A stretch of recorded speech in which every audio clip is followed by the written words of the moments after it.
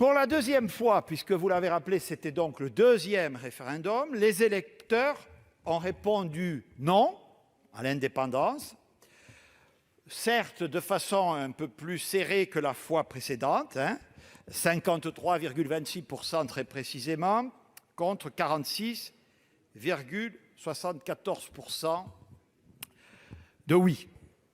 Ce choix est néanmoins un choix clair et désormais réitéré, c'est celui, monsieur le sénateur, de rester dans la communauté nationale. Et je le dis ici devant le Sénat, ce choix de nos compatriotes calédoniens, à plus de 16 000 kilomètres, le gouvernement l'accueille comme une marque de confiance dans la République, comme un motif de fierté pour elle et pour ce qu'elle représente.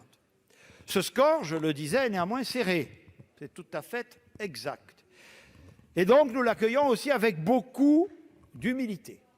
Et du coup, le scrutin passé et les obligations que celui-ci, au terme des accords, faisait peser sur l'État, ce scrutin passé, nous allons reprendre, monsieur le sénateur, l'initiative, bien entendu.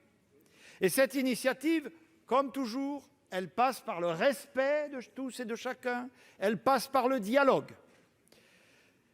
Dès cette semaine, à ma demande et en accord avec le président de la République, le ministre chargé des Outre-mer, Sébastien Lecornu, est parti jeudi dernier, très précisément pour le Caillou, où il va rester un certain temps pour reprendre le fil du dialogue et examiner les voies du développement de la Nouvelle-Calédonie.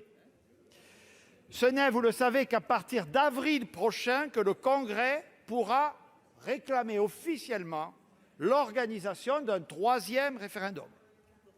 Au retour du ministre, je reprendrai moi-même l'initiative puisque cette Assemblée n'est pas sans savoir que depuis le Premier ministre Michel Rocard, c'est l'hôtel Matignon qui a pour mission d'organiser les discussions sur l'avenir de la Nouvelle-Calédonie. Nous le ferons sans tabou, en exposant bien les conséquences réelles du maintien dans la République comme de l'indépendance, les conditions concrètes du maintien dans la République qu'évidemment nous souhaitons. Je vous remercie.